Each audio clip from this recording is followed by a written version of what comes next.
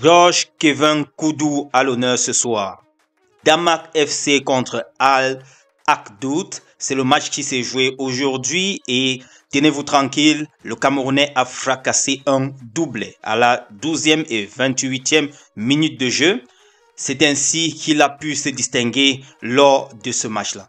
J'ai quelquefois l'impression que ce joueur est sous-utilisé en équipe nationale. Il ne joue d'ailleurs que les mégots de match depuis que Marc Brice est arrivé.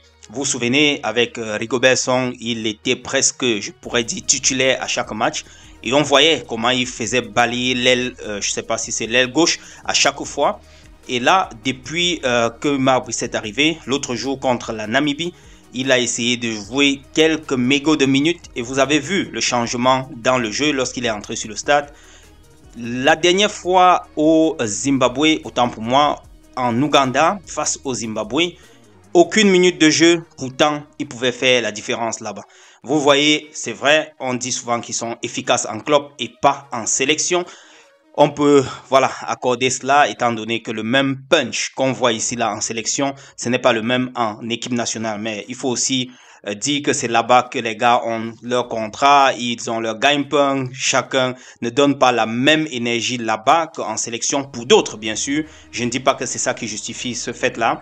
Mais ce qu'on remarque tout simplement, c'est qu'il a réussi quand même à faire un doublé aujourd'hui. C'est une distinction qui mérite une attention particulière.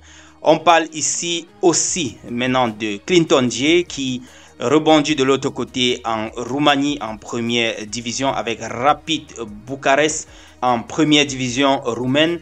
Faudrait quand même mentionner que depuis quelque temps, il est un peu perdu. Je ne le vois pas, j'ai pas trop d'informations concernant voilà, sa saison. La saison dernière, il était un peu effacé. J'espère qu'avec ce rebondissement du côté de la Roumanie, qu'il va pouvoir, avec son neuf, faire la différence, tout comme nous voyons déjà avec les Nkoudou de l'autre côté. Alors, il faut mentionner ici une autre information, pas trop du côté du football, mais qui mérite quand même voilà, de soulever cela. Ce sont les U18 qui battent le Maroc 67 contre 47 en basket, les U18 du Afro Basket. Ils se qualifient donc en finale et doivent d'ailleurs affronter soit le Mali ou bien le Sénégal. Alors, on dit tout simplement félicitations et retrouvons-nous tout simplement dans la prochaine publication, les amis. C'était ça, le flash info que je voulais partager rapidement avec vous. Koudou à l'honneur ce soir. Félicitations. Ciao.